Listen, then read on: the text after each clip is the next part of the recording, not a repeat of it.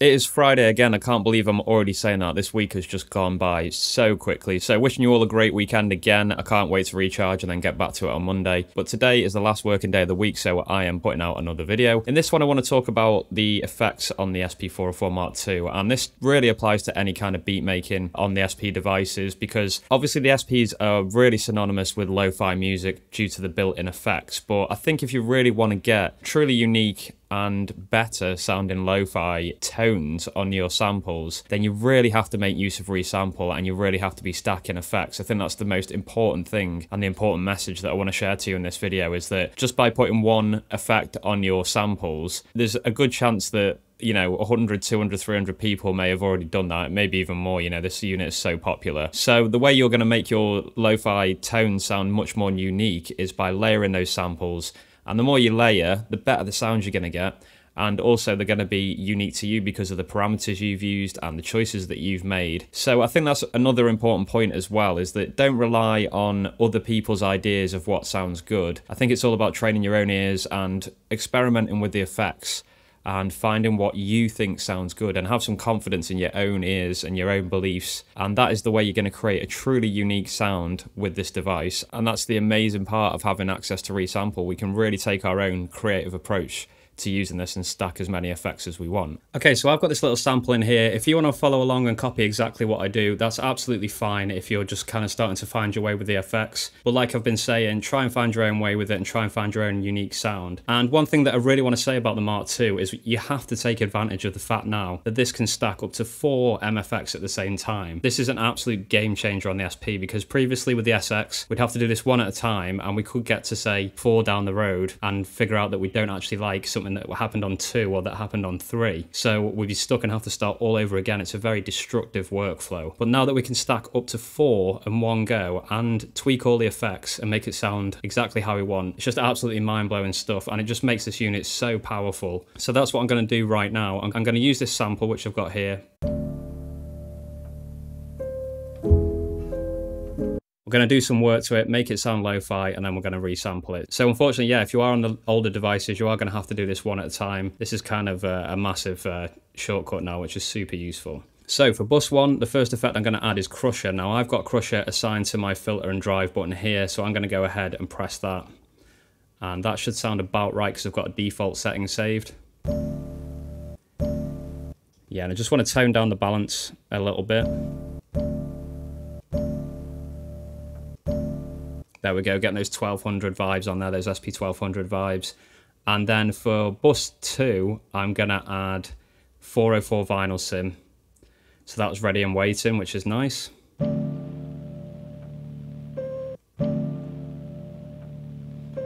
And you want to make sure these are stacking, by the way, as well. So if you go to Shift and Effects and scroll all the way to the left, you can see here that mine are all in a kind of line.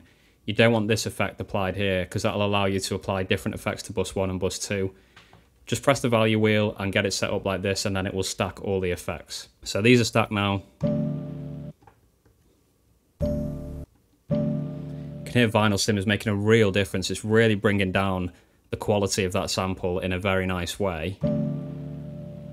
Okay, so I'm quite happy with the way that sounds now. So I'm going to go to my 3 and 4 buses, which you have to go to a separate menu for. Different conversation for a different day, but I actually don't like this workflow particularly. I know some of you do like having 3 and 4 separate. We're going to go across to 3 and 4 and have a look what we've got here. So I've got cassette and isolator. I've set this up as a favorite and I'll talk you through why. Cassette sim can just add some really nice lo-fi goodness to your samples. So here you can see I've got the age set to 40. I've got tone set to 44, and I've completely taken the hiss off.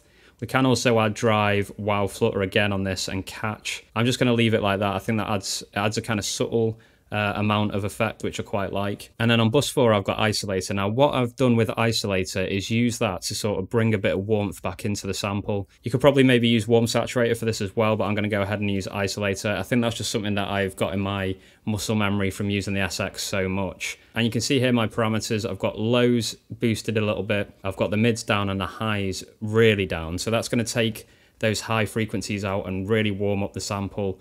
Boosting the lows will warm it up as well. So let's see what this sounds like now.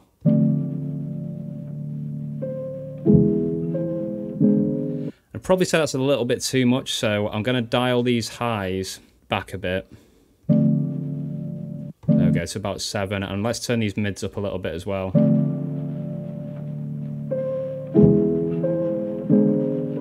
Okay, so I'm kind of happy with that overall sound. Maybe if I wasn't just doing a tutorial, I'd spend a little bit longer tweaking these, but that'll do for this example. So we've got 4 effects stacked, and I'm going to go ahead, get out of that, and resample this to pad 2.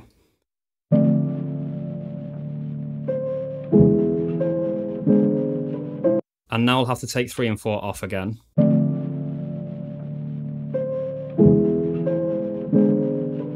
So we've added 4 effects there, all stacked, resampled once, really, really good stuff. And pad 1.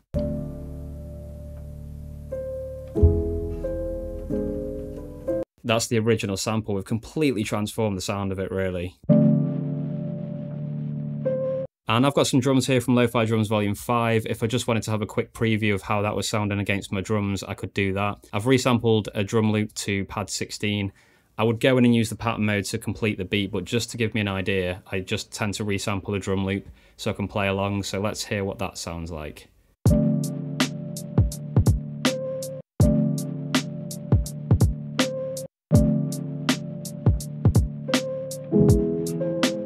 Okay, we need to chop that up a little bit to make it fit with the drums, so I'll quickly do that on this video as well. Okay, now we've got some sounds to play with, let's have a listen.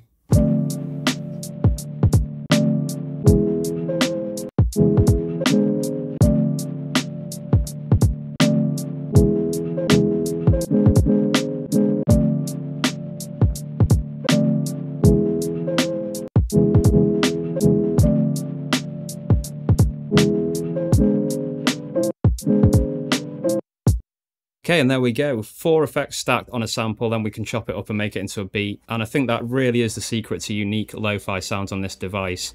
Follow your own instincts, use the resample and the stacking. It just makes life so much easier, and I'm sure you're going to get some really nice effects using this technique.